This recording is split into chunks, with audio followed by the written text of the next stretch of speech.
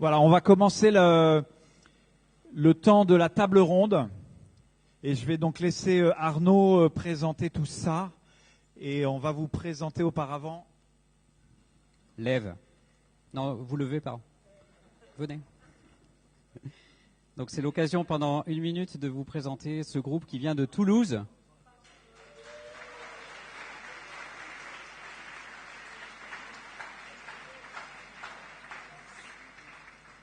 Bonjour à tous, on est vraiment ravis d'être là pour la 4e année. Voilà, depuis le début, on accompagne la journée des fiancés de Bordeaux. Vous avez Domiti, Claude et je m'appelle Claire. Donc il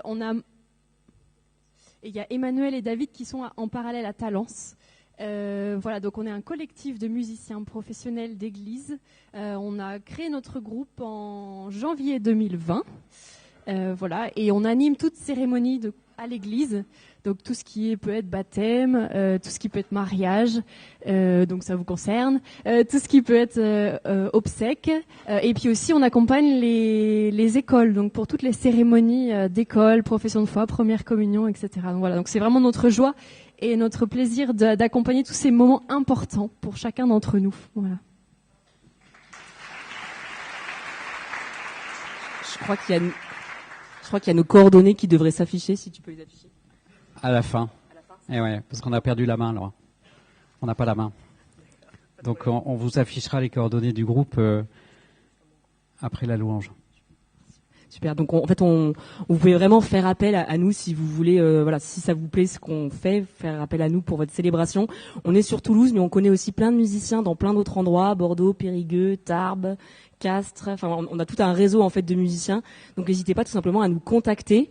C'est lève.musique31. Après vous verrez donc les coordonnées à la fin de la journée. Il y a notre numéro aussi, notre site internet qui est sur nos petits. Voilà, n'hésitez pas tout simplement si vous avez besoin d'un contact de musicien ou que ce soit en France, on essaiera de vous trouver quelque chose si nous on peut pas venir. Voilà. Et vous pouvez vous faire offrir ça aussi. Il y a des tantes. Amis parfois qui savent pas quoi vous offrir pour votre mariage et si demandez à participer pour l'animation musicale de la célébration, en général c'est un super cadeau. On dit ça de manière complètement inintéressée bien sûr. Voilà. Merci Lève.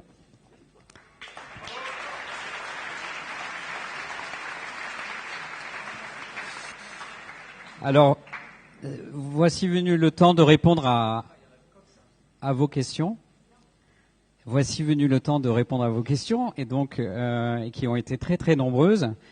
Et donc pour ce faire, on va avoir la joie de pouvoir entendre Monseigneur, si vous voulez bien rejoindre la table ronde avec le Père Alain, donc le Monseigneur que je ne présente plus, le Père Pierre Alain, le jeune de la paroisse de Saint-Joseph des Jalles. Voilà.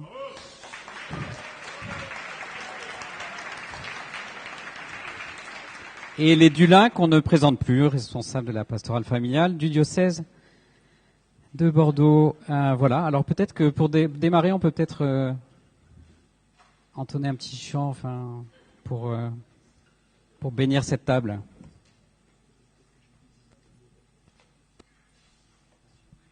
Si vous m'y autorisez, je voudrais faire un clin d'œil à tous ceux et celles qui sont à Talence, à Notre-Dame de la Sainte Famille. Je les salue toutes et tous.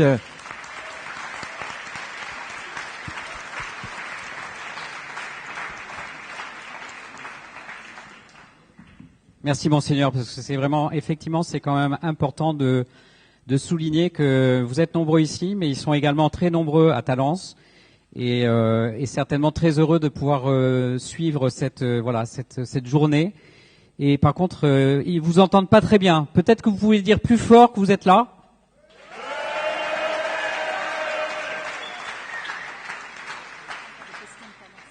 Et alors, autour de cette table ronde, on va donc, on va poser les questions que vous avez posées. On ne les a pas modifiées, on les pose telles quelles.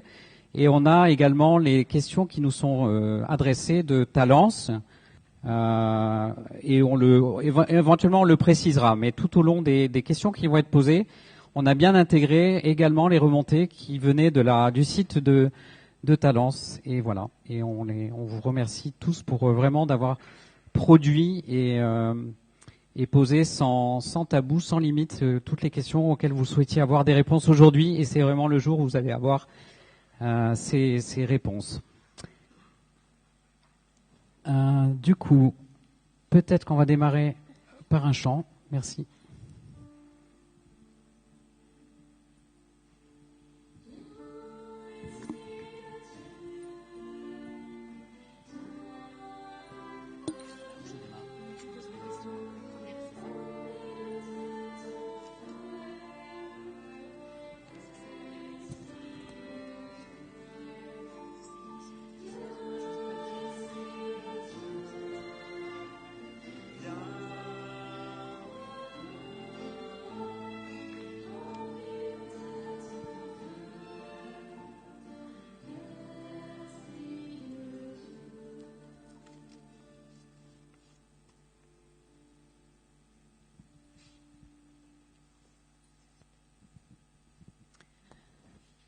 Alors, pour commencer cette séance de questions, on va démarrer sur un thème sur lequel il y a eu beaucoup de réactions et beaucoup de questions.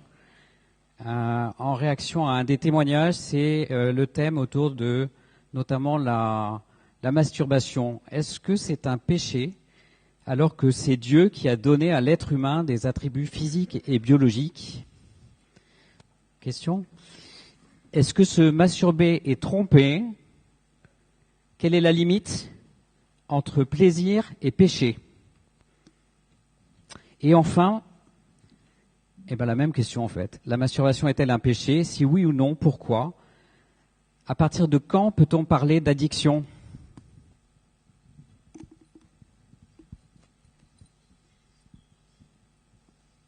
Je ne remercie pas les couples témoins qui, franchement, nous mettent dans la difficulté. Tout d'abord, en préambule, c'est vrai que c'est un sujet qui a été beaucoup abordé tout à l'heure dans le deuxième témoignage. Et en préambule, la sexualité est un domaine où nous sommes tous fragiles par définition. Et personne ne peut prétendre être tout puissant dans ce domaine. Et donc les mots que je vais essayer de dire en répondant à ces questions sont de cet ordre-là aussi. Parce que nous sommes tous des êtres sexués et fragiles de par cette sexualité. Sur la masturbation, je citerai, il y a quelque temps, je rencontrais un étudiant qui me rapportait que dans un amphithéâtre, des intervenants du planning familial définissaient ainsi la sexualité. La sexualité, c'est le moyen de prendre du plaisir avec une personne, plusieurs personnes, seul ou un objet. Vous avez bien entendu la définition de la sexualité. Hein. Prendre du plaisir avec seul une personne, plusieurs personnes ou un objet. C'est assez affligeant, non, de définir ainsi la sexualité comme le fait de prendre. Il est tellement plus beau de voir la sexualité comme une relation. Vous faites la différence entre prendre d'un côté et de l'autre donner et recevoir. Ce n'est pas la masturbation qui est le problème. En fait, on va dire que la masturbation, on pourrait dire que c'est un symptôme, en fait, de quelque chose qui est désaxé en nous, c'est-à-dire du désir captateur, de vouloir prendre pour soi. C'est d'ailleurs un peu complètement le même ressort qui est en jeu dans la pornographie, en fait. La pornographie, ça ne crée aucune relation. Ça enferme un individu sur l'envie de prendre du plaisir. Eh bien, dans l'Église, nous avons l'habitude de considérer que la sexualité, c'est quand même plus grand que ça. C'est quand même plus beau que ça. Il s'agit pas, vous voyez bien qu'il ne s'agit pas de dire c'est permis, c'est défendu. C'est pas ça la question. La question, c'est est-ce que c'est bon ou est-ce que ça me grandit ou est-ce que ça me diminue? Alors, évidemment, cette question, elle était posée aussi en lien avec une phrase du pape François qui dit que la sexualité est un trésor. C'est une merveille donnée par Dieu. Et même, je voudrais rajouter, le plaisir, c'est un trésor. Notre problème sur ces questions-là de masturbation ou de pornographie, c'est que le plaisir devient le but en soi. Or, le but en soi, c'est l'amour, non? c'est votre relation conjugale, c'est ça l'objectif final ou l'horizon que vous voulez atteindre. Le plaisir, on va dire, c'est le cadeau qui est donné au milieu, sur le chemin. C'est un cadeau, le plaisir. Mais dès lors qu'on fait du plaisir une fin en soi, alors on en vient à prendre au lieu de recevoir. Voilà comment je répondrai. Pour finir, le jour de votre mariage, les paroles que vous allez échanger, ce n'est pas « je prends », c'est « je te reçois et je me donne à toi ».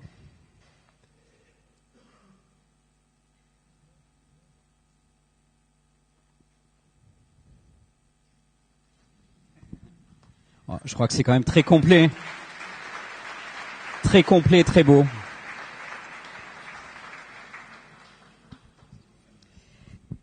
Question de Familia sur les enfants.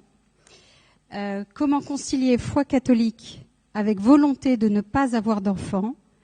Le mariage implique-t-il d'avoir des enfants?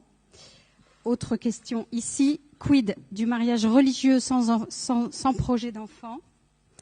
Et faut-il avoir des enfants dans ce contexte difficile de changement climatique et j'arrive même pas à lire et désordres sociaux et politiques, pardon.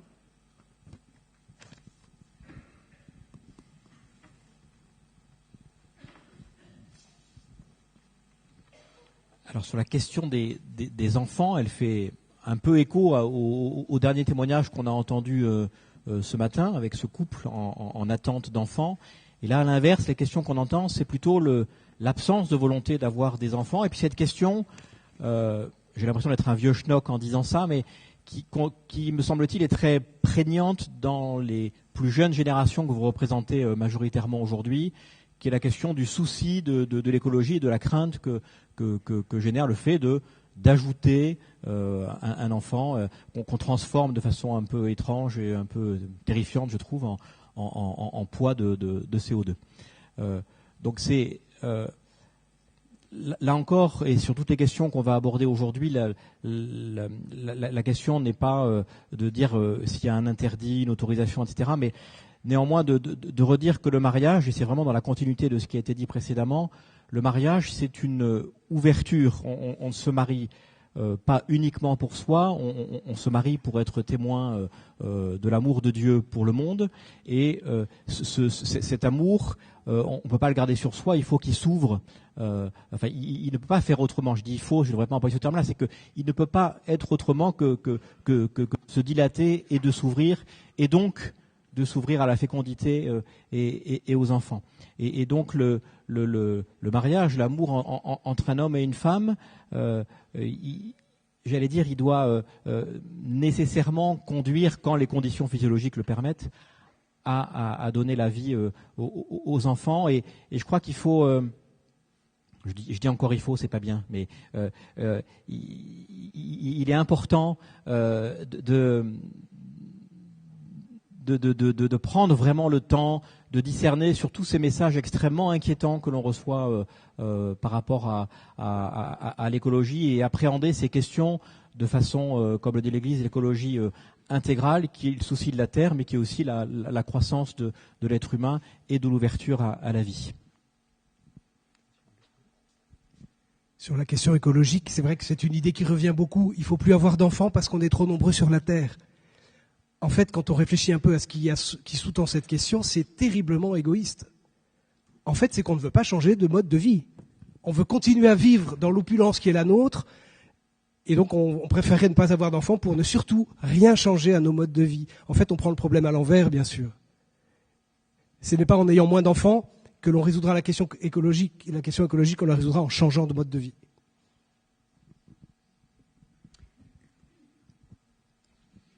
Puis un autre point aussi que j'ajouterais bien, on vient de parler de sexualité humaine, on vient de parler de fécondité du couple.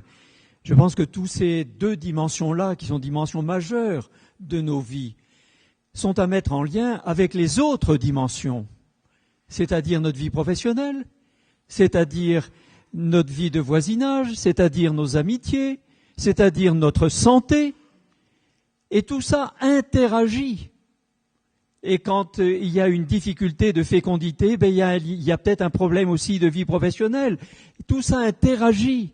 Le pape nous dit beaucoup, tout est lié. En particulier dans l'encyclique Laudato Si, tout est lié. Et je crois que c'est le fait dans nos vies personnelles et dans la vie de la société. Tout est lié. Et s'il y a un problème, s'il y a un défi aujourd'hui, qui est le problème de l'écologie intégrale, qui est le problème de l'environnement, eh bien, je crois que c'est un défi que nous pouvons relever. C'est un défi que nous sommes capables de relever. Nos aînés, mes parents, ont eu les problèmes de la guerre, de l'après-guerre, de la reconstruction. Et il a fallu qu'ils relèvent ce défi-là. Il a fallu qu'ils remettent debout l'économie. Nous, c'est la question de l'environnement. Alors nous interdirions-nous d'avoir d'autres enfants au prétexte que nous ne serions pas capables de relever ce défi-là? Mais je crois beaucoup à la personne humaine, je crois beaucoup à la capacité des jeunes couples, à votre capacité de relever ce défi et pour que ce monde soit toujours plus beau. Amen.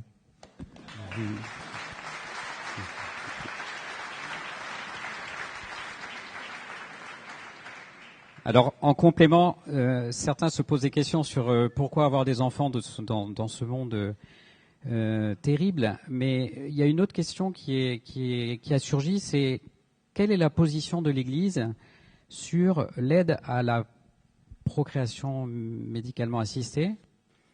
Est-ce que c'est toléré? Alors, là encore, l'Église a des positions sur ces questions, là en l'occurrence la PMA, sur ces questions éthiques. L'Église ne vous dit pas à chacun d'entre vous, l'Église ne dit pas à chacun des couples que vous représentez aujourd'hui, vous devez faire ça ou il est interdit de faire ça. Simplement, sur ces questions extrêmement sensibles, le rôle, je crois, le devoir de l'Église, qui réfléchit sur ces questions depuis maintenant 2000 ans, c'est d'aider chacun d'entre nous, chaque couple, à se poser les bonnes questions, à réfléchir sur ces questions-là. Et sur la question de la PMA, le rôle de l'Église, et c'est ce qu'elle fait, je pense, c'est d'attirer votre attention sur les dangers, sur les risques que peut représenter cette PMA. Je prends qu'un exemple de risque. Vous savez, souvent, quand on fait des fécondations in vitro, on va réimplanter plusieurs embryons et à un moment donné, on va en devoir en éliminer un certain nombre, ce qui jamais est évidemment neutre pour à la fois pour les embryons concernés et puis pour la femme et le couple chez qui ça arrive. Donc, la question, encore une fois, c'est pas de vous dire c'est mal ou c'est bien, mais c'est de vous aider. La position de l'Église est là pour vous aider à réfléchir et à discerner sur ces questions-là.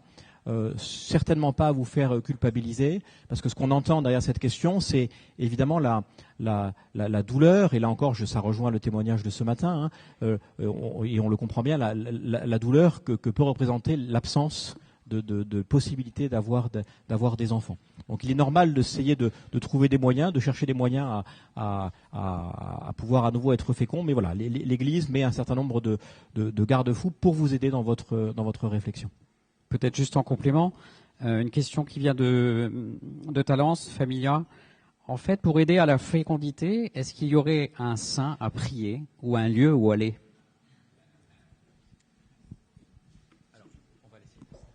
Dans le diocèse de Bordeaux, il y a un saint célébrissime qui s'appelle Saint Émilion. Il est connu pour beaucoup de choses, mais dans le diocèse est en train de se développer un pèlerinage à Saint Émilion qui a lieu chaque année et qui est en même temps une démarche pour les couples en attente d'enfants. Alors si vous voulez en savoir plus, vous viendrez voir le père Bruno Morel. Sinon sur le web, vous trouverez ça. Voilà, il y a une démarche qui s'est mise en place depuis peu de temps à Bordeaux pour les couples en attente, en espérance d'enfants.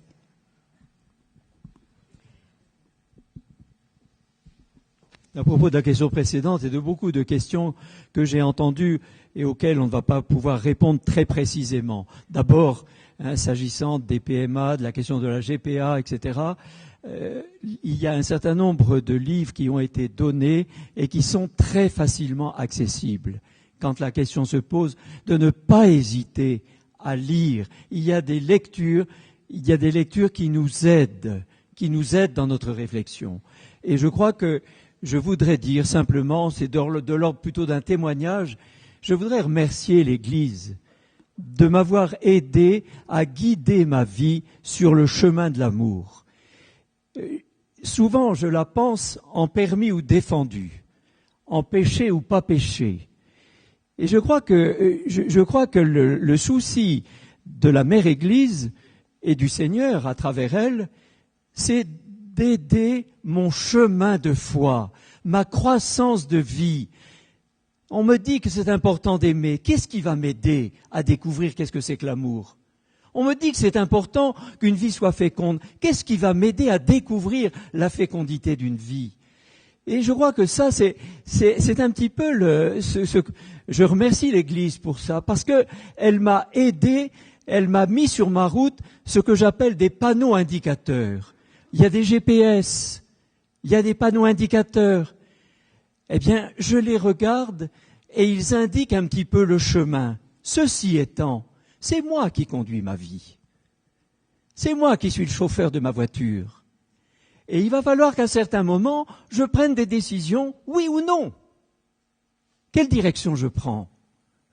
Je me souviens d'une jeune étudiante qui me disait partir en boîte comme ça, et puis elle savait que dans la boîte de nuit où elle allait, il allait y avoir de la drogue. Elle savait qu'il allait y avoir de la drogue. Et elle partait avec ses amis. Et elle me dit, à un moment donné, j'étais au volant de ma voiture, je me suis dit, tu pars sur un chemin de mort. Et j'ai fait demi-tour. Mais la décision, c'est moi qui l'ai prise. Et je crois que ce que l'Église propose, les éclairages que l'Église propose, ce sont des panneaux indicateurs. Ils n'enlèveront jamais ma décision libre. Le fait que j'ai à décider en mon âme et conscience. Mais ma conscience a besoin d'être éclairée. Et humblement, je reconnais que tout seul, je ne peux pas éclairer ma conscience. J'ai besoin d'autres personnes. J'ai besoin d'autres. Ça, c'est la société. Ça peut être des amis. Ça peut être mes proches. Ça peut être mon conjoint. Et pour moi, c'est la communauté chrétienne. Et je suis tellement reconnaissant à la communauté chrétienne d'avoir guidé ma vie sur le chemin de l'amour.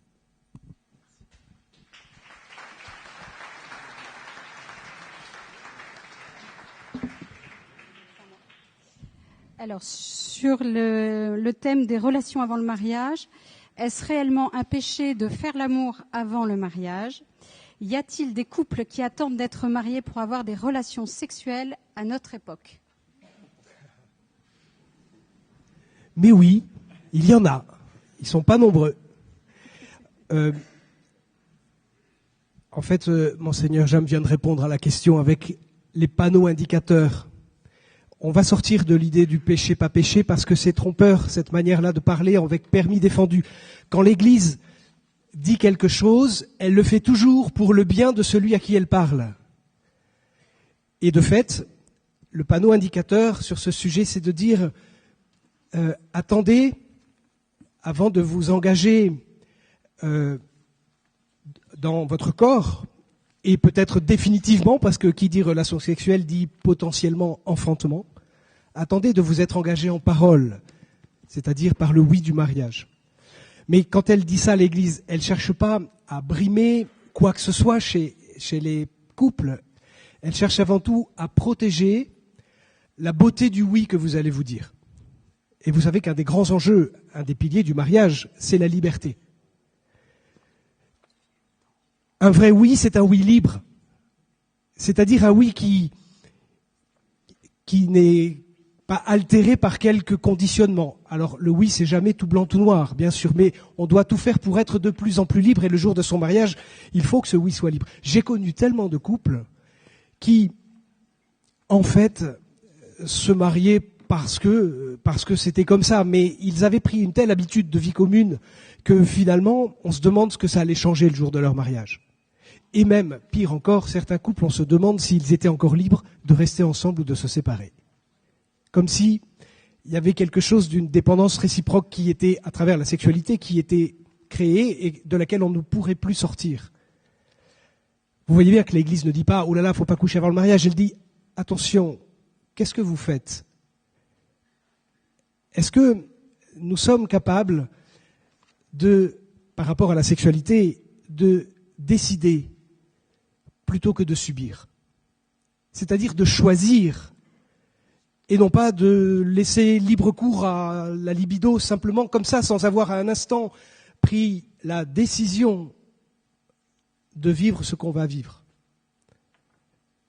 Alors bien sûr, la question dit, aujourd'hui, y a-t-il encore des dinosaures qui...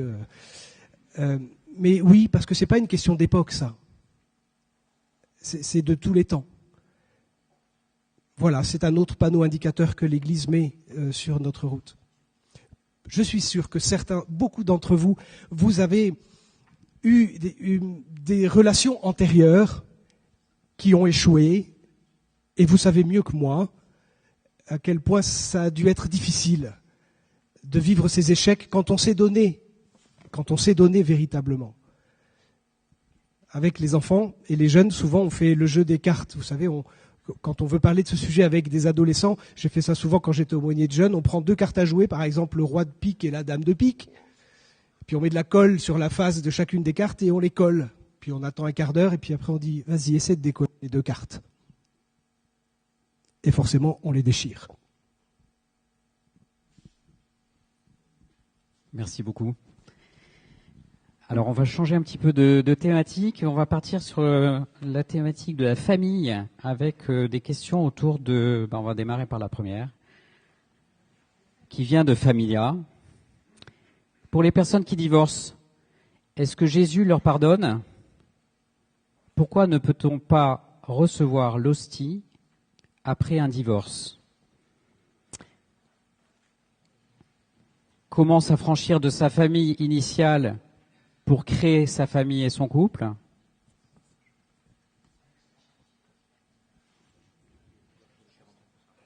Oui. D'accord. On reste sur la première alors. Alors, est-ce que tu peux justement reformuler la première, s'il te plaît, Arnaud? Tu me la rends? Qui était sur le... Donc je redis, voilà, en direct de Talence. Voilà. Pour les personnes qui divorcent, est-ce que Jésus leur pardonne? Voilà. Alors, pourquoi ne peut-on pas recevoir l'hostie après un divorce?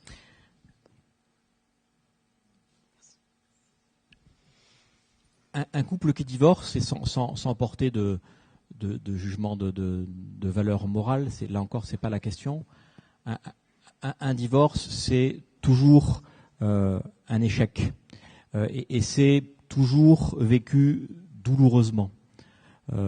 Donc c'est d'abord une blessure.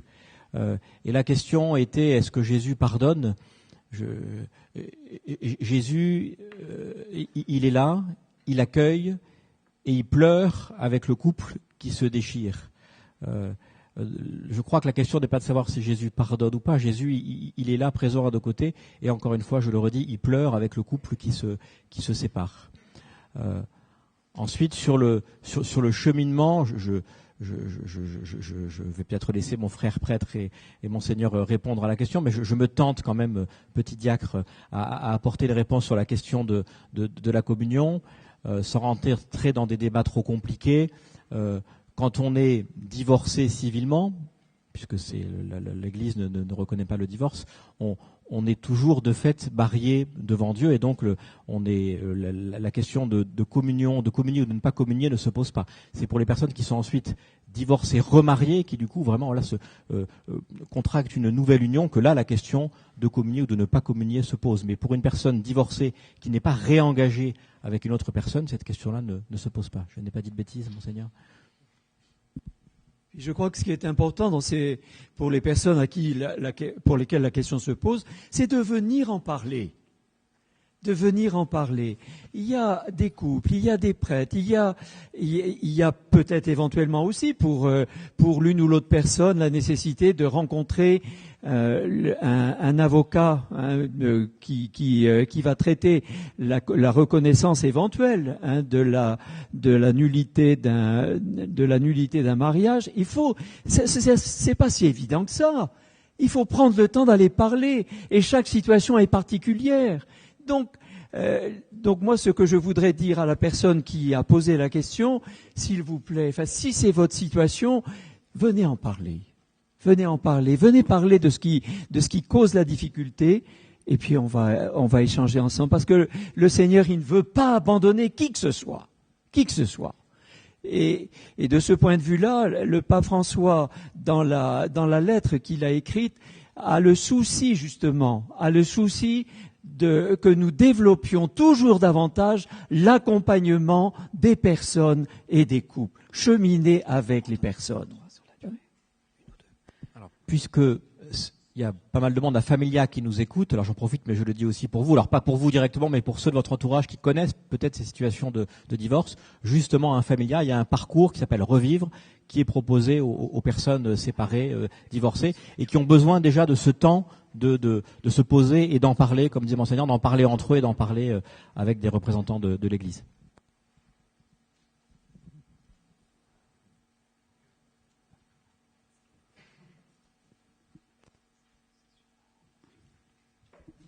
Alors, sur le thème des prêtres, peut-on inviter un prêtre à notre mariage ? Pourquoi les prêtres ne peuvent-ils pas se marier ? Pourquoi les prêtres ne peuvent pas avoir une vie de couple alors qu'ils nous accompagnent dans le bonheur du mariage ? C'est vrai que c'est étonnant, il y a beaucoup de gens qui veulent marier les prêtres. Mais on aimerait bien donner notre avis quand même. Souvent on me demande, mais alors t'as pas le droit de te marier ? Mais c'est pas que j'ai pas le droit, c'est que j'ai choisi le célibat. Vous comprenez les deux logiques totalement différentes qu'il y a derrière. Imaginez qu'on vous croise dans la rue et qu'on vous dise « Alors t'es obligé de rester avec cette personne toute ta vie ?» Vous répondrez « Ben non, je l'ai choisi, en fait. » Le célibat des prêtres, des religieux, des religieuses aussi, s'est instauré dans l'Église à une certaine époque pour plein de raisons. Et on peut étudier historiquement toutes ces raisons qui sont diverses, mais ceux de ma paroisse vont reconnaître des choses que je leur ai déjà dites, mais c'est pas grave. Je crois, moi, pour ma part, que le célibat des prêtres met en valeur la vocation des époux. Ça peut paraître étonnant, mais je le crois vraiment. C'est-à-dire que des hommes et des femmes dans l'Église choisissent de ne pas se marier, ça permet de montrer la beauté qu'il y a à se marier. Pourquoi ? Parce que dans le monde dans lequel on vit, ce qu'il y a au fond dans l'imaginaire collectif, c'est que sans vie sexuelle, on n'est pas accompli, quoi. Pour être un homme, pour être une femme, il faut avoir une vie sexuelle. Sinon, c'est que il manque quelque chose de fondamental. Avouez que inconsciemment, tout le monde pense ça. Et c'est pour ça que le célibat pose tant de malaise et pose tant de questions aux gens. C'est-à-dire que dans l'inconscient, ce qu'il y a dans le fond de la tête des gens, c'est que la relation sexuelle, en fait, il faut la vivre. C'est subi, c'est une sorte d'instinct, quoi. On peut pas faire autrement. On ne peut pas s'y soustraire. C'est terrible de penser la chose comme ça. C'est terrible de penser que la sexualité, ce soit quelque chose de subi. Eh bien, le fait que des hommes et des femmes décident de ne pas avoir de vie sexuelle permet justement de comprendre qu'on peut décider d'en avoir une, qu'on peut le choisir. C'est-à-dire que le fait qu'il y ait des hommes et des femmes célibataires met en valeur la liberté que vous exercez en vous mariant. Alors évidemment, c'est pas facile d'être célibataire, c'est pas facile tous les jours, mais j'entends assez de témoignages d'hommes et de femmes mariés pour savoir que ce n'est pas facile d'être homme marié. Ce n'est pas facile la fidélité. Et pour un prêtre aussi, il peut y avoir des temps d'épreuve, bien sûr, bien sûr. Ça fait 22 ans que je suis prêtre, ça fait 28, 9, 30 ans que je suis rentré au séminaire. Pour rien au monde, je remettrai aujourd'hui ce choix en cause, parce qu'il me comble. Voilà.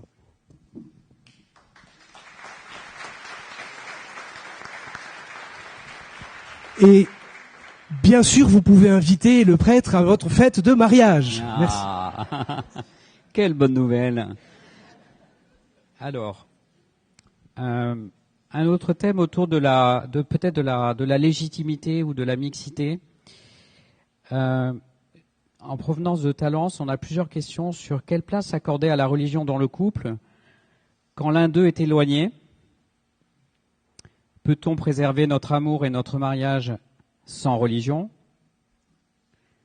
Je suis catholique et croyante, mais Dieu n'occupe pas une place importante dans mon quotidien. Merci. Parfois, je ne me sens pas légitime pour un mariage religieux, surtout après avoir entendu les derniers témoignages pour lesquels Dieu est au centre de toute leur vie. Aux yeux de l'Église, sommes-nous légitimes de nous marier à l'Église si nous ne sommes pas pratiquants ? Alors, peut-on vivre à 3 ? J'imagine qu'il y a Dieu dedans, mais ça n'est pas écrit. Si l'un n'est pas croyant.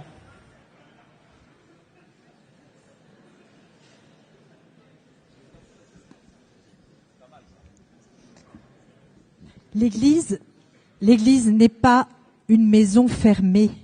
L'Église est une maison ouverte sur le monde. Et l'Église prend chacun des humains là où il est. Il n'y a pas de notion de légitimité.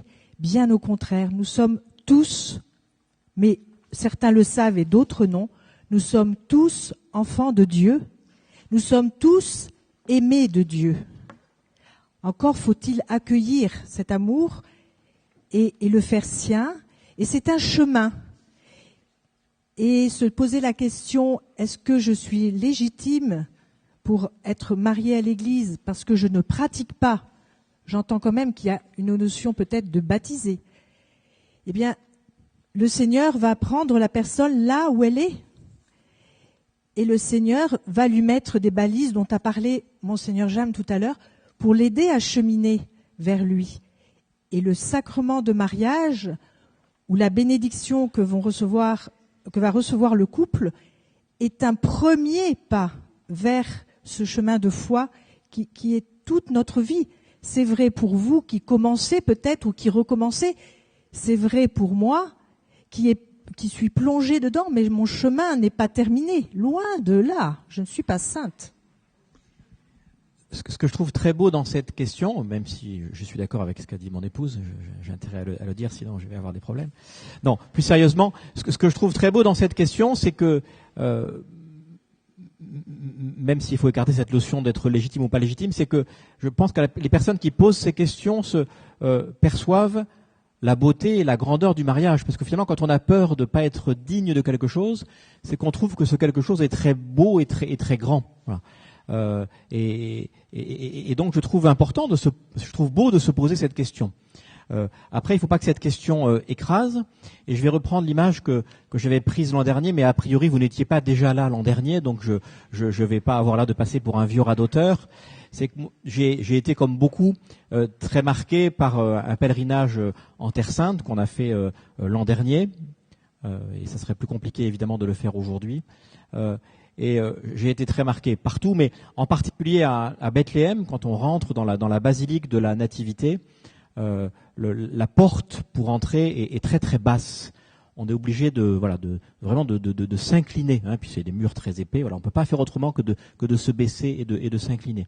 Ça montre bien que face au Seigneur, on est tous petits, on est tous en chemin. Et donc on n'est jamais légitime, on n'est jamais digne de recevoir tout ce qu'il nous donne. Et pourtant il nous donne tout son amour. Voilà. Et donc on est effectivement toujours en chemin pour grandir. Et quand on reçoit le sacrement de mariage, peut-être qu'on n'est pas parfaitement prêt, mais on va poursuivre et on va continuer à se construire tout au long du mariage, puisque vous savez que vous ne vous préparez pas pour le jour de votre célébration, vous vous préparez pour vivre votre mariage toute votre vie. Et donc votre chemin ne sera jamais fini. Dimanche en 8, je vais accueillir dans l'église les 170 baptisés adultes, qui demandent des catéchumènes adultes qui demandent le baptême. Et dimanche dernier, j'ai lu toutes ces lettres. Je vais avoir à présider cette célébration. Je ne suis pas légitime à accueillir des gens qui ont fait des démarches magnifiques de foi, d'une si grande beauté, et qui ont fait des choix crucifiants parfois. Je suis si petit devant la beauté de la foi de nos frères et sœurs catéchumènes. Mais au début de la célébration, je vais redire, je me reconnais pécheur, Seigneur, prends pitié. J'ai confiance en toi et tu vas m'aider. Et je le dis, mes frères et sœurs qui témoignent, comme ce matin, mes frères et sœurs qui demandent le baptême, comme dimanche prochain, m'aident à avancer sur le chemin de la foi. Et c'est vrai pour les couples, de la même manière. J'ai fêté avec un couple cette semaine que j'ai marié il y a 30 ans. J'ai fêté leur anniversaire de mariage. C'est tellement beau, ce qu'ils ont partagé de leurs 30 années. Ça m'encourage, parce que je ne suis pas légitime. Mais je suis en chemin avec eux, et nous marchons ensemble. Vous m'encouragez, et j'espère pouvoir vous encourager aussi. Nous marchons ensemble. Alors, dans le couple, il y a l'un qui est plus religieux que l'autre, l'un qui est d'une confession chrétienne et l'autre d'une autre. Mais ça n'est pas le seul lieu où on reconnaît nos différences dans le couple. Il y a les différences d'éducation entre celles que le mari a reçues et celles que la femme a reçues. Il y a les différences de vie professionnelle. Il y a les différences de goût. Et c'est ça qui fait la beauté d'un couple. C'est de pouvoir partager ensemble les différences et de chercher à les vivre. L'important, c'est d'en parler. L'important, c'est d'échanger ensemble sur la foi qui est la tienne et celle qui est la mienne, sur les questions que je me pose et celles que tu te poses. C'est important de partager ces questions-là. Et ensemble, nous avançons. C'est comme ça que je le vois. Bon, petite réponse.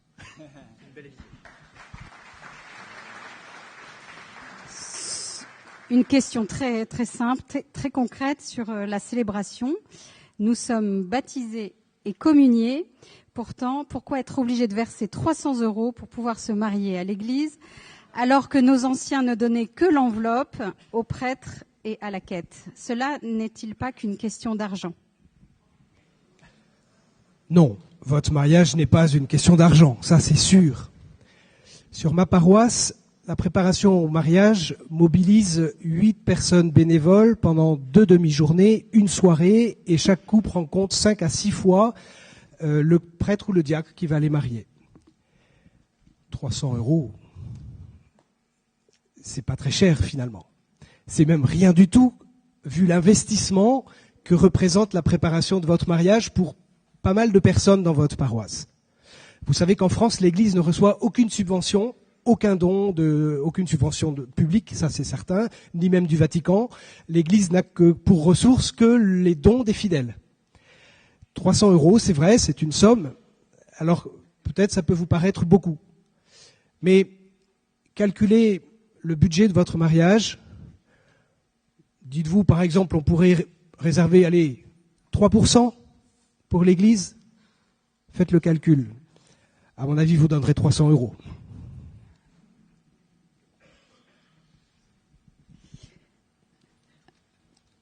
Alors, une thématique qui ressort beaucoup, autant à Talence qu'ici à Bordeaux, c'est autour du pardon. Comment accorder le pardon et passer à autre chose quand on n'y arrive pas malgré les prières? Peut-on tout pardonner? Ça revient beaucoup.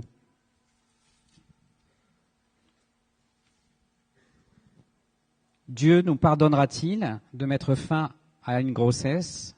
Arriverons-nous à surmonter cette épreuve? Comment pardonner l'infidélité?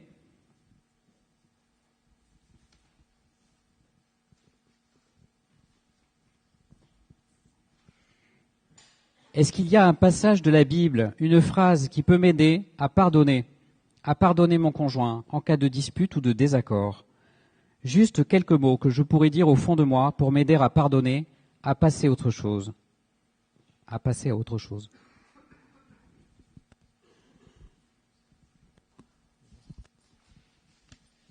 Je ne fais que commencer. Je crois que j'ai entendu ce matin d'un des témoins qu'il avait choisi de cheminer vers le pardon. Et je crois que c'est vraiment ça. Le pardon est un chemin qui ne se vit pas tout immédiatement. C'est parfois un long chemin, difficile. Il commence lorsque je choisis de ne pas me venger et de dire à l'autre la blessure qu'il m'a faite, de lui demander d'arrêter de me blesser. Il commence là, mais il est loin d'être achevé. C'est un long chemin qui va être fait de haut et de bas. Il y a des jours où j'ai l'impression d'avoir pardonné, et puis il suffit que je le voie et je découvre que remontent en moi des aigreurs. Alors je demande au Seigneur, apprends-moi à pardonner. Je le lui demande souvent.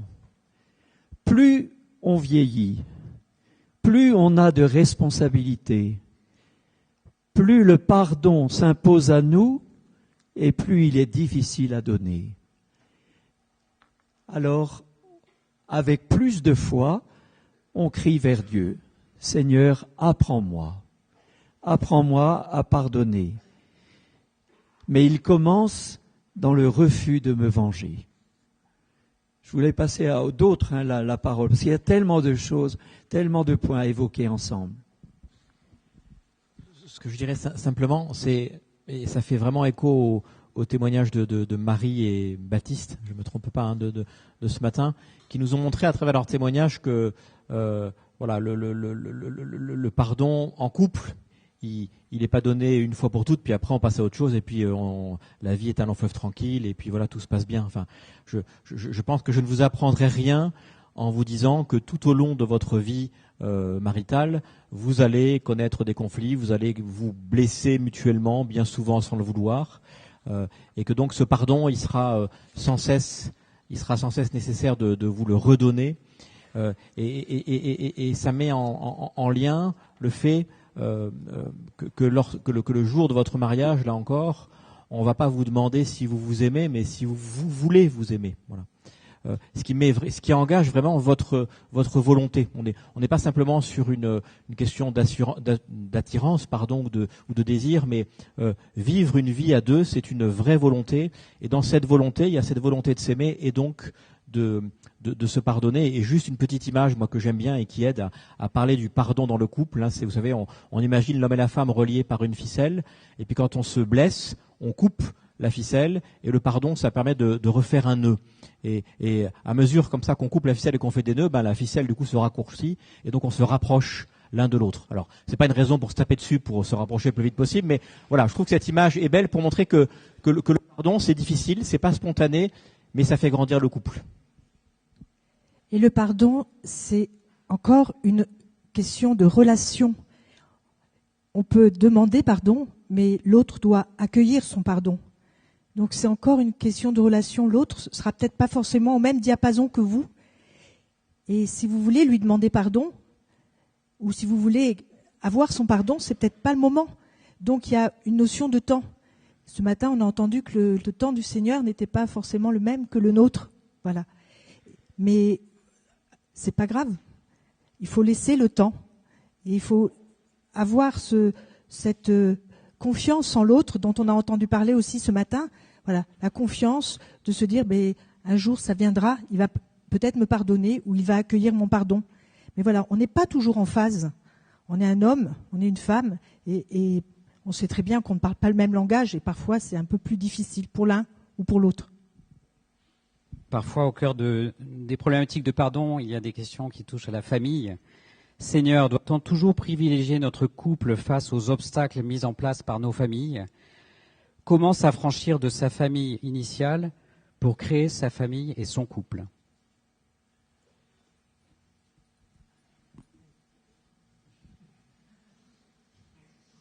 Il y a toujours un moment où on commence à parler des belles-mères.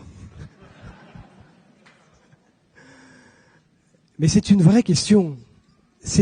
Et pour certains, ça peut être une question très douloureuse. C'est-à-dire que certains d'entre vous peuvent légitimement dire, mais moi j'épouse une personne, j'épouse pas ma belle famille. Et vous savez que la seule parole de Jésus sur le mariage, c'est l'homme quittera son père et sa mère, il s'attachera à sa femme et tous deux ne feront plus qu'un. C'est-à-dire que la seule parole de Jésus sur le mariage parle d'une séparation nécessaire, vitale même. Il faut quitter son père et sa mère pour épouser son époux, son épouse. Parfois, la belle famille peut être un obstacle. Sauf que le jour de votre mariage, vos parents n'auront pas leur mot à dire. C'est vous. C'est vous. Et d'ailleurs, je vous déconseille vivement de les faire intervenir dans la liturgie, de quelque manière que ce soit. Ce n'est pas aux parents à faire des lectures, à animer les chants ou je ne sais quoi. Vos parents, ce jour-là, ils s'effacent parce que vous les quittez. Ce qui ne veut pas dire que vous ne les aimez plus, bien entendu. Ce qui veut dire que quelque chose change radicalement, que d'enfant que vous êtes depuis le jour de votre conception, vous devenez parents vous aussi. Parfois c'est douloureux et ça nécessite beaucoup de paroles entre vous. Parce que bien sûr, il ne s'agit pas d'abandonner ses parents. Bien sûr, il s'agit d'honorer ses parents jusqu'à la fin de sa vie. Mais alors comment comprendre ce « tu quitteras ton père et ta mère » ? Ce que vous créez entre vous, plutôt ce que Dieu vient créer entre vous, l'alliance que vous vivez, que le Seigneur vient réaliser entre vous, prend le pas et devient désormais l'alliance fondamentale de votre vie. Quand c'est douloureux, il faut en parler, et peut-être pas seulement à deux d'ailleurs. La maison familia dont on a parlé tout à l'heure, il y a plein de lieux dans l'Église où on peut parler de ces choses-là, pour que, encore une fois, ces obstacles-là ne soient pas des obstacles dans votre relation conjugale, bien sûr.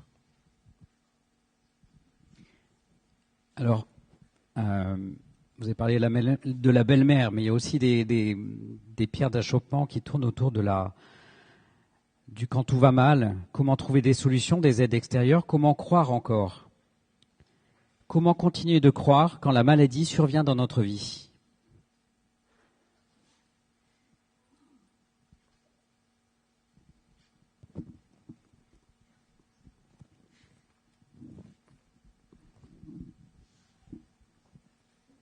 Il y a un livre dans la Bible qui est le livre de Job, dont on a fait une lecture la semaine dernière, qui évoque justement ce grand mystère du mal, de la maladie, de l'épreuve, de l'échec.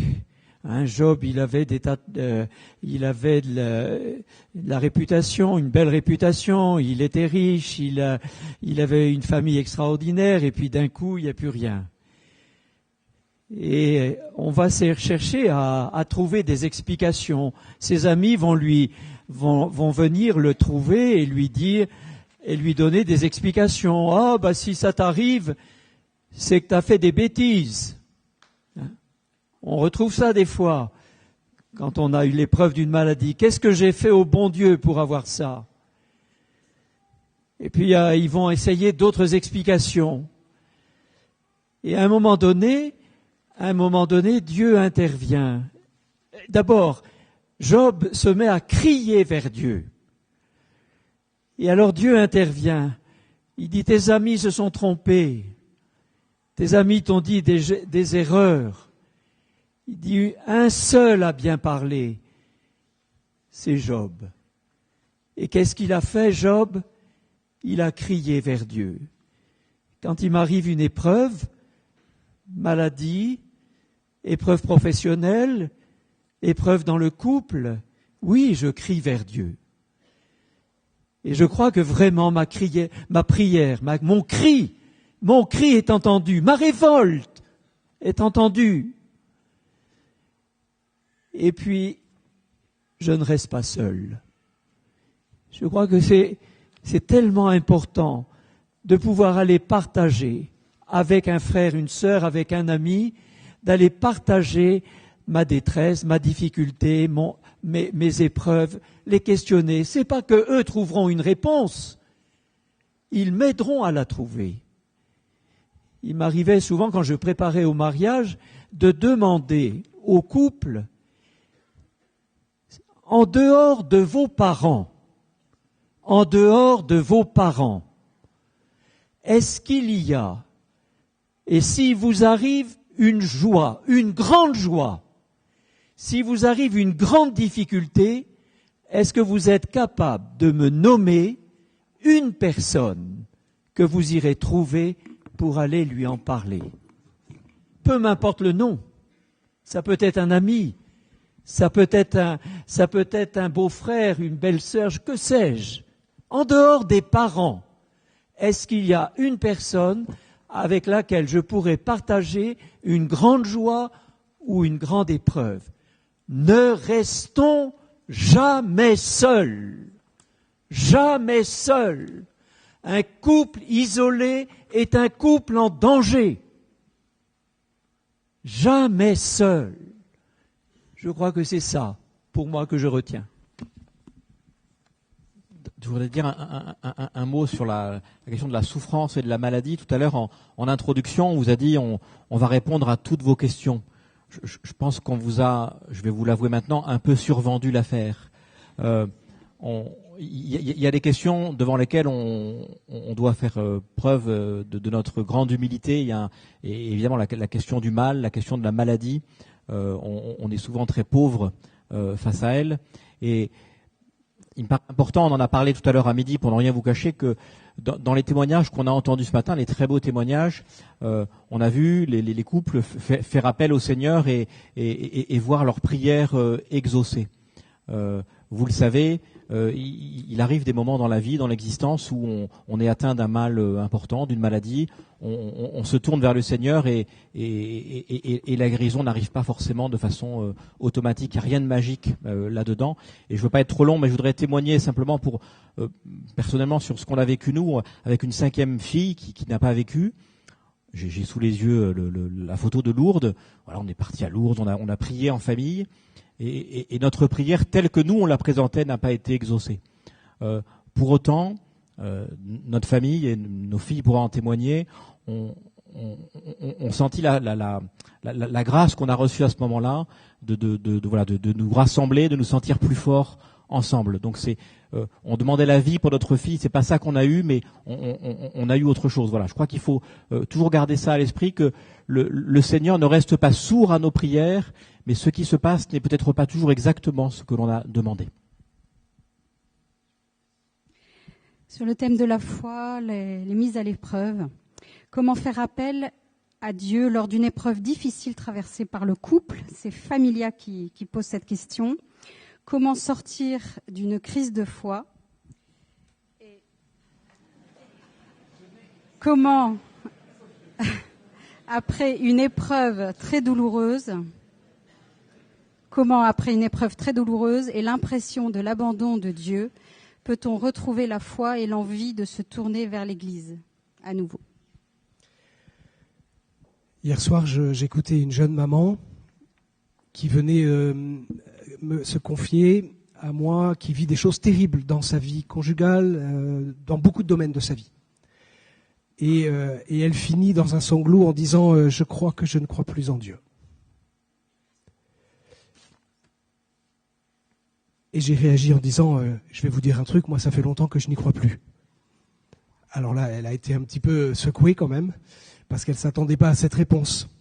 C'est-à-dire que pendant tout son discours, elle m'avait brossé le portrait d'un Dieu qui devait faire que tout se passe comme elle le voulait, puisqu'elle était pieuse, qu'elle avait tout bien fait, toutes ses communions, et que donc Dieu devait faire que tout se passe selon le plan qu'elle avait établi. Et donc quand elle, dans un sanglot, elle me dit à la fin « Je ne crois plus en Dieu », en fait, c'est en ce Dieu-là qu'elle ne croit plus. Et donc je suis légitime de dire « Mais moi non plus, je n'y crois pas en ce Dieu-là. Parce que ce que vous venez de me décrire, c'est pas Dieu, c'est le Père Noël. Vous savez, celui auquel on écrit une lettre, on a été sage, donc il faudrait que tu me fasses ces cadeaux puisque j'ai été sage. Je ne sais pas s'il y a des enfants parmi nous aujourd'hui. Ils sont trop petits. Le Père Noël n'existe pas.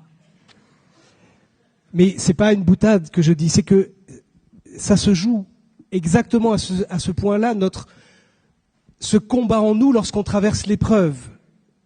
C'est-à-dire, si Dieu existe, il ne doit pas me laisser vivre ça, c'est pas possible.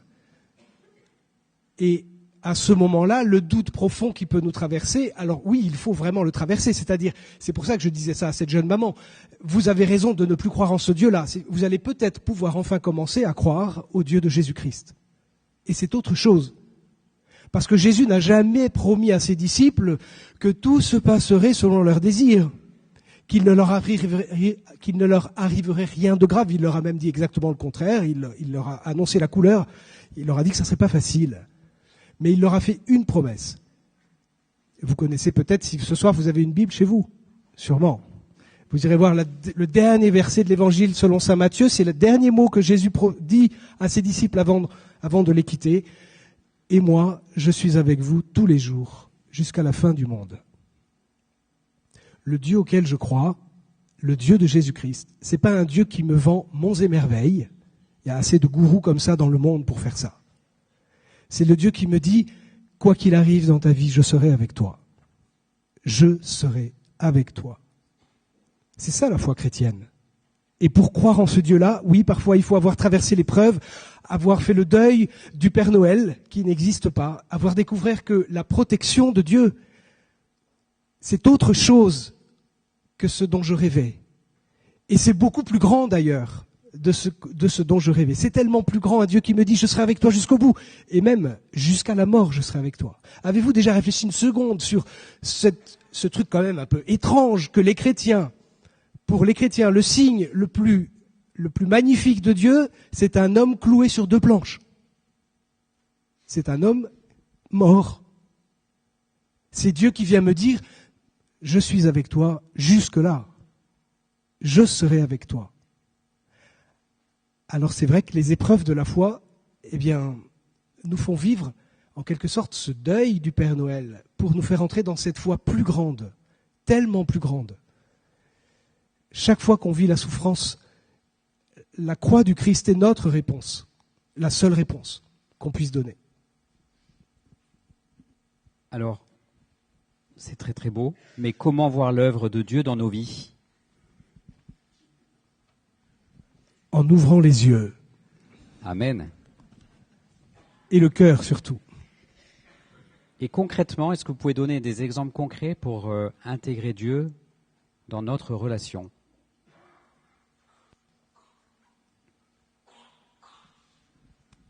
J'aurais envie de dire... Oui, de couple. Oui, comment intégrer Dieu dans notre relation de couple. Mais l'Église est là pour ça, en fait. L'Église. Vous faites la différence entre l'Église petit E et l'Église grand E ? L'Église petit E, nous sommes dans une église, c'est un bâtiment. Mais l'Église avec un grand E, c'est nous. Voilà, c'est des gens en chair et en os, c'est ça l'Église. Comment intégrer mieux Dieu dans ma vie de couple ? La réponse a forcément quelque chose à voir avec la relation avec l'Église. Parce que, du moins, si on parle du Dieu auquel croient les chrétiens, on ne peut pas être chrétien sans les autres.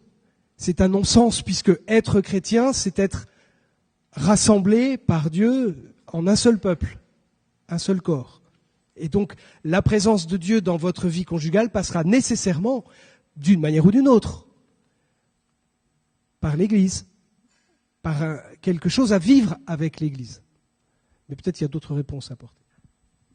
Dans les signes que l'on peut chercher à voir, je crois que tout ce qui est beau, tout ce qui nous donne la paix, tout ce qui est beau est signe de présence de Dieu. Dieu s'est fait homme, il s'est fait homme à travers Jésus. Et donc il nous donne des signes que l'on puisse voir. C'est pas... Voilà, il utilise tous nos sens.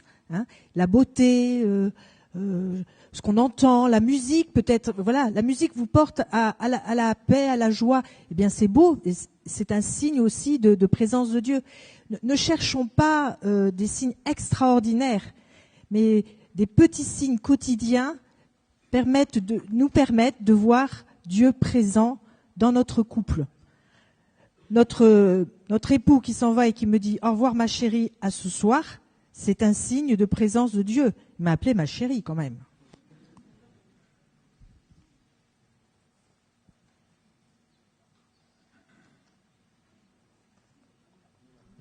On a perdu nos questionnaires.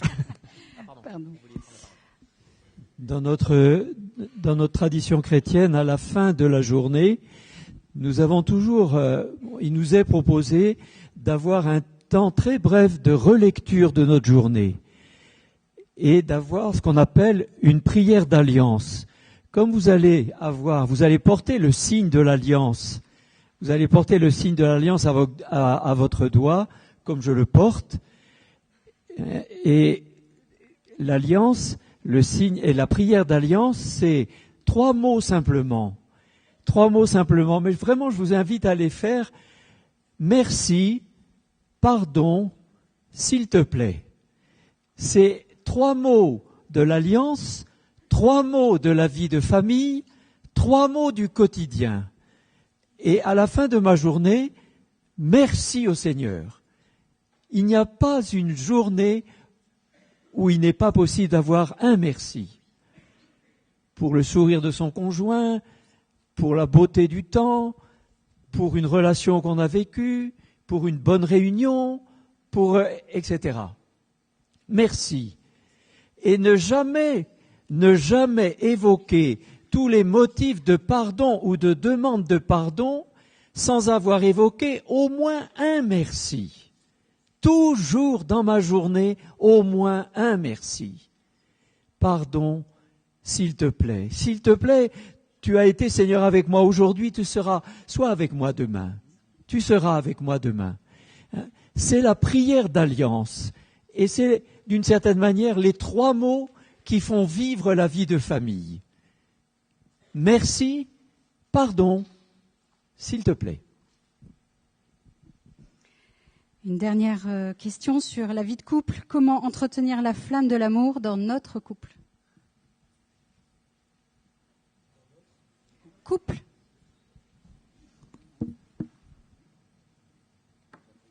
La question, comme toutes les questions, est très bonne parce que elle sous-entend que ça demande là encore une volonté, un effort d'entretenir cette flamme. Vous savez que il y a une première phase, où on a des petits papillons dans l'estomac, où nos yeux, papillonnent. Et puis après, apprendre à vivre ensemble dans la durée. Et ça demande effectivement de la volonté. C'est un des soucis de la préparation au mariage qui vous est proposé. L'idée n'est pas de vous prendre du temps, de vous casser les pieds, mais de vous aider justement à construire cette relation durable à laquelle que vous êtes appelé à vivre, et donc dans les éléments qui vont vous permettre de vivre comme ça de façon durable de votre amour, il y a des enjeux sur la question du pardon qu'on a déjà abordé, sur la question de la communication, sur l'apprentissage des langages de l'amour, sur le fait de connaître son conjoint, de petit à petit de voir comment il réagit, puisqu'on n'est pas fait l'un et l'autre de la même façon. Donc la préparation dont vous bénéficiez aujourd'hui, vraiment profitez-en pour être attentif aux différents outils ou aux différentes propositions qui vous sont faites pour justement vous préparer à vivre votre mariage de façon durable. Et puis je crois qu'il y a aussi la confiance dans l'autre, la confiance de se dire la flamme aujourd'hui je la sens pas, et l'autre, est-ce qu'elle sent ma flamme pour lui ou pour elle? Comment est-ce que je me situe? Qu'est-ce que je fais pour l'autre? Voilà, c'est une relation quotidienne, c'est peut-être se resituer, redire un mot tous les jours différent d'amour. C'est ça, entretenir, c'est vraiment quotidien. Et puis c'est aussi être inventif. Et on n'est pas seul. Renaud l'a dit, il y a des outils qui sont donnés, des outils qui sont donnés par l'Église, qui sont donnés également dans la société civile. Si on sent quelque chose est fragile, n'hésitons pas à se faire aider. Hein. Allez-y, allez vous faire aider pour peut-être mieux communiquer. Mais ayez aussi confiance dans l'amour que vous avez l'un pour l'autre, cet amour que vous avez décidé de mettre avec Dieu, enfin de vous donner l'un à l'autre et de mettre Dieu présent dans cet amour. Je crois que voilà, vous n'êtes pas seul, l'Église est là, le Seigneur est là, vous lui demandez de venir, donc le Seigneur est là. Et voilà, moi c'est ce que j'avais envie de dire. Super. Ah, pardon. Un dernier mot? Non? Oui? Non, je veux juste, peut-être sur cette question, je trouve cette question très belle parce qu'elle révèle que vous avez conscience que c'est pas gagné. C'est-à-dire qu'il faut de la confiance. Comme tu disais, Jacqueline. En fait, le jour de votre mariage, qu'est-ce que vous allez vous dire? Vous n'allez pas vous dire, c'est bon, c'est l'autoroute qui commence, quoi. Il n'y a plus de danger, plus de risque. Parce que qui peut dire ce qu'il en sera de vous dans 10 ans, dans 20 ans, dans 30 ans? Personne. Vous ne pouvez rien dire de ce que sera votre vie dans tant d'années. Mais ce que vous allez vous dire le jour de votre mariage, c'est « Je ne sais pas de quoi l'avenir est fait, mais je sais que c'est avec toi que je veux le vivre. » Ça, c'est une confiance magnifique. Et vous voyez que quand on commence à parler de ça, on comprend que l'amour qui vous unit est très proche de la foi. Parce que dans un cas comme dans l'autre, il y a une confiance, il y a un acte de confiance. Vous ne pouvez pas lire ce qu'il y a dans le cœur de votre conjoint. Vous n'avez aucune preuve qu'il vous aime. Il vous donne, elle vous donne plein de signes d'amour, et ça je vous encourage à continuer à le faire, surtout, à ne pas vous arrêter, mais ce ne sont pas des preuves, ce sont des signes. La preuve au sens où vous pourriez lire dans le cœur de votre conjoint, elle n'existe pas, cette preuve. Ça veut dire que quand il vous dit « je t'aime », quand elle vous dit « je t'aime », eh bien, vous dites « eh bien, je te crois ». Ok, je te fais confiance. C'est tellement beau ça. C'est tellement beau et c'est tellement proche de ce que veut dire « je crois ». Je crois en Dieu. Vous voyez à quel point l'amour et la foi sont une et même chose. Qu'est-ce qui entretiendra la flamme de l'amour entre vous dans 20 ans, 30 ans, 50, allons-y, soyons audacieux. Eh bien, je pense que, évidemment, je ne peux pas vous dire autre chose. Dans cette question et dans cette équation, il y a bien sûr la question de la foi. La question de la confiance et de l'abandon à ce qui nous dépasse. Merci mon père. Donc on arrive à la fin de ce temps de table ronde. 1000 excuses pour ceux qui n'auront pas entendu leurs questions. Vous avez compris, c'est vrai, on a répondu à toutes les questions. On était prêt à répondre à tout type de questions.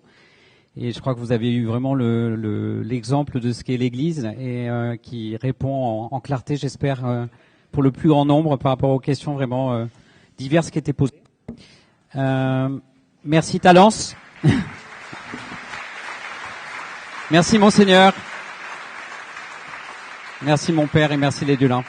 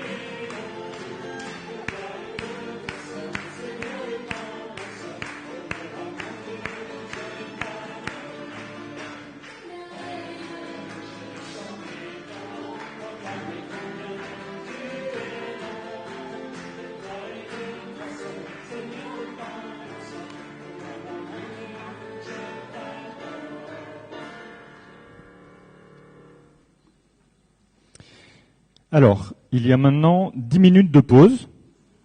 Ah. C'est pas le moment de partir trop loin quand même. Vous entendrez la cloche. Donc, en suivant, après les 10 minutes de pause pour vous aérer un peu, en suivant, il y aura la proclamation de la parole par Monseigneur Jam, qui va continuer à vous interpeller, comme depuis ce matin. Il y aura ensuite le moment fort que vous attendez, qui est la bénédiction.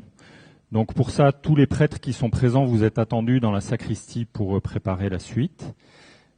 Les diacres aussi, merci. Et après tout ça, nous terminerons par un goûter. Alors, il y a eu l'apéritif, maintenant il y a le goûter. Bon, voilà. Alors, il y a une petite cagnotte en sortant. Vous l'avez compris, l'amour de Dieu est gratuit, il est grand, mais la journée, pas complètement. Voilà. Donc, il y a un budget qui n'est pas tout à fait équilibré. Donc, si vous pouvez nous aider un peu, voilà. Donc, au fond de la chapelle, il y a 2 petites boîtes de cagnottes. Et puis, il y en aura une aussi sur la table du goûter. Le goûter est dans la salle d'accueil. Voilà. Dans 10 minutes, je sonne la cloche et retour ici pour tout le monde.